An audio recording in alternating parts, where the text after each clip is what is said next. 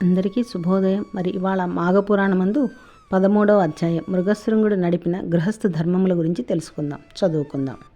శ్రీ సుఖమహర్షి పరీక్షితుకు చెప్తున్నాడు. మహారుషి అయిన మృగశృంగుడు శాస్త్రములందు చెప్పబడిన ప్రకారము వివాహము చేసుకుని వేద మార్గమును అనుసరించి గృహస్థ ధర్మములను నడుపుచూ ఉండిను. భార్యలైన సువృత, కమల, విమల, సురస అను భార్యలు పతి శుశ్రూష చేయుచు పాతివ్రత్యమును నడుపుచూ ఉండిరి. అట్టి భార్యలతో స్వధర్మమును నడుపుచుండిరి. పరీక్షిత్ మహారాజు, ఓ ఋషిపుంగవ, మృగశృంగుడు నడిపిన గృహస్థ ధర్మమును, ఆయన భార్యలు నడిపిన పతివ్రతా ధర్మములను నాకు విశదముగా చెప్పుము అని కోరెను. శ్రీ సుఖమహర్షి, ఓ రాజా, మంచి నడవడి గల మనుష్యుని చేత ఇహపర లోకములు రెండునూ కలుగజేయబడుచున్నవి కనుక మంచి నడవడికి ఆధారమైన గృహస్థ ధర్మములను చెబుతున్నాను, వినుము. గృహస్థు అనువాడు తెల్లవారుజామునే లేచిరి శ్రీహరిని కీర్తించి పిమ్మట ఆ గ్రామమునకు నైరుతి దిక్కుగా మనుష్యులు కనబడిన తావునకు వెళ్ళి మూత్రపురుషములను విడువవలెను. అదే బహిర్భూమి. పగటి భాగమందును సంధ్యాకాలమందును ఉత్తరముఖముగా కూర్చుండవలెను. రాత్రి భాగమందు దక్షిణముఖముగా కూర్చుని మలమూత్రములను విసర్జించవలెను. పిమ్మట నదికి గాని కూపము అనగా బావి నుయ్యి వద్దకు గాని వెళ్ళి మట్టితో చేతులు పాదములు పాత్ర శుద్ధి చేసుకుని 8 పర్యాయాలు నీటితో పుక్కిలించి ఉమ్మివేయవలెను. పిమ్మట ఉత్తరముఖముగా గాని తూర్పు ముఖముగా గాని కూర్చుని పండ్లుతోము పుడక బాగుగా కడిగి చేత పట్టుకుని ఆయుర్బలం యశోబర్చ ప్రజాహ పశువసూనిచ బ్రహ్మ ప్రజ్ఞాంచి మేధాంచ త్వం నో దేహి వనస్పతి అనగా, ఓ వృక్షశాఖ, నాకు ఆయుష్, బలము, కీర్తి, రూపము, బిడ్డలను, పశువులను, ధనమును, బుద్ధిని ఇమ్ము అని నమస్కరించి మెత్తగా నమిని పండ్లు తోముకోవలెను. పండ్లు తోముకొను పుడక చిటికన వేలు లావు కలిగి 12 అంగుళముల పొడవు ఉండవలెను. పుడక అంటే పళ్ళు తోముకోవడానికి వాడే పుల్ల. జువ్వి, వేప, కానుగ, ఉత్తరేణి మొదలగునవి మంచివి. అవి దొరకనేడల పాలు కలవి కానీ, బెరడు కలవి కానీ, ముళ్ళుగల చిట్ల పుల్లలు కానీ పనికివచ్చును. అష్టమి, నవమి, పున్నమి తాను పుట్టిన నక్షత్రంలో పుడకతో పళ్ళు తోమరాదు. అభ్యంగనము, ఉల్లి మొదలగునవి పనికిరావు. మిథున కర్మ పనికిరాదు. పాడ్యమి, ద్వాదశి, షష్ఠి, శ్రాద్ధ దినములందు పనికిరాదు. పళ్ళు తోముకొనిన పుడక కడిగి నైరుతి దిక్కుగా పారవేయవలెను. వేప పుల్లతో వాటితో పళ్ళు తోముకుంటారు కదా, తోముకున్న తర్వాత దాన్ని కడిగి నైరుతి దిక్కుగా పడేయాలట. ఇట్లు ముఖము శుద్ధి చేసుకుని పవిత్రుడై ప్రాతస్నానము చేయవలెను. మొలలోతు నీటిలో నిలబడి మార్జనము చేసుకుని కట్టు వస్త్రములను బాగా తడిపిన పిమ్మట ఆచమనము చేసి గట్టునున్న మట్టిని 3 పర్యాయాలు నదిలో వేసి గంగకును పిప్పలాదులకును నమస్కరించి మొలలోతు నీటిలో స్నానము చేయవలెను. దేవ నిర్మితమైన నదులలో గట్టున ఉన్న మట్టిని నీటిలో వేయవలెను. మనుష్య నిర్మితమైన తటాకాదులలో మట్టిని తీసి గట్టున వేయవలెను. పిమ్మట స్నాన సంకల్ప విధముగా స్నానము చేసి గట్టునకు వచ్చినప్పుడు అకాల మృత్యుహరణం, సర్వవ్యాధి నివారణం, సర్వపాపక్షయకరార్థం శ్రీవిష్ణు పాదోదకంపిచ మరియు శరీరే జర్జరీభూతే వ్యాధిగ్రస్తే శరీరనే ఔషధం గౌతమీతోయం వైద్యో నారాయణో హరిహి అని చెప్పి 3 పర్యాయములను నీటిని లోపలకు పుచ్చుకొని ఆచమనము చేసి గట్టున 3 దోసిళ్ళు నీళ్లు యన్మయా దూషితం తోయం శారీరమల సంయుతం జ్ఞాన వైరాగ్య సిద్ధ్యర్థం యక్షమాణ తర్పయామ్యహం అని చెప్పి గట్టున పోయవలెను.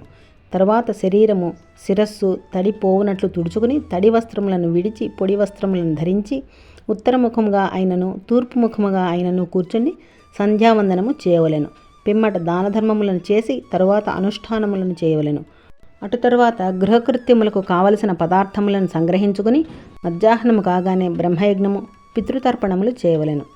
గృహస్థునకు ఉదయము మధ్యాహ్నం మాత్రమే 2 పూటలు స్నానము విధింపబడి ఉన్నది. బ్రహ్మచారులకును యతీశ్వరులకును 3 కాలములందు స్నానము చేయుటకు అధికారమున్నది.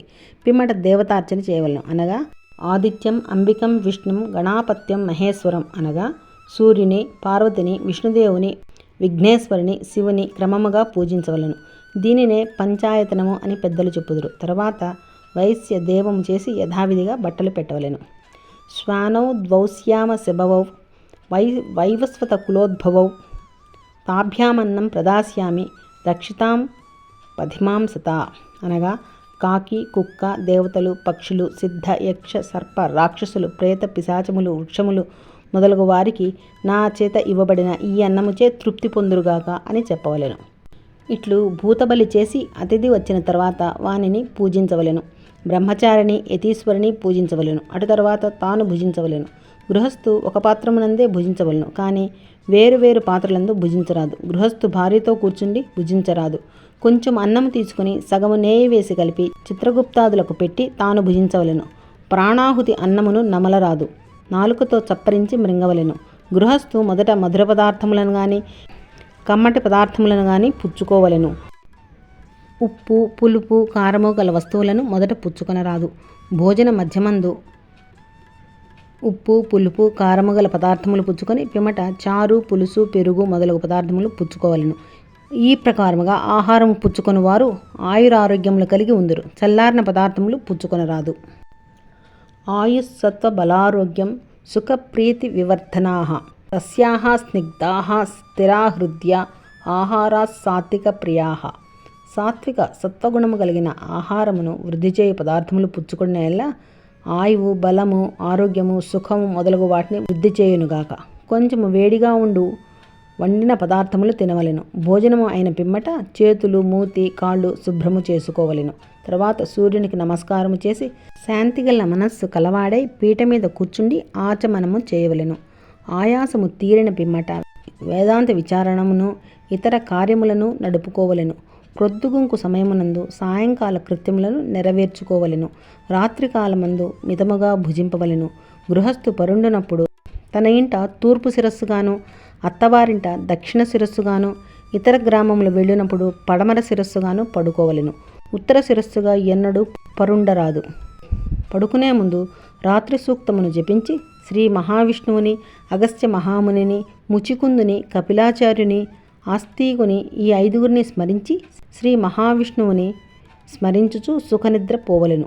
ఈ చెప్పబడిన సర్వకాలములు లోపం లేకుండా ప్రతిదినము నడుపుట గృహస్థ ధర్మము. ఓ పరీక్షిత, వేదములందు చెప్పబడిన గృహస్థ ధర్మములు నీకు తెలియుటకై సంగ్రహముగా చెప్పితిని. ఇక పతివ్రతా ధర్మములను చెప్పెదను, సావధానముగా వినుము అనెను. ఇది స్కాందపద్మ పురాణాంతర్గత మాఘపురాణమందు మృగశృంగుడు నడిపిన గృహస్థ ధర్మములను సుఖమహర్షి పరీక్షిత్తుకు చెప్పిన విధానం 13వ అధ్యాయం సంపూర్ణం.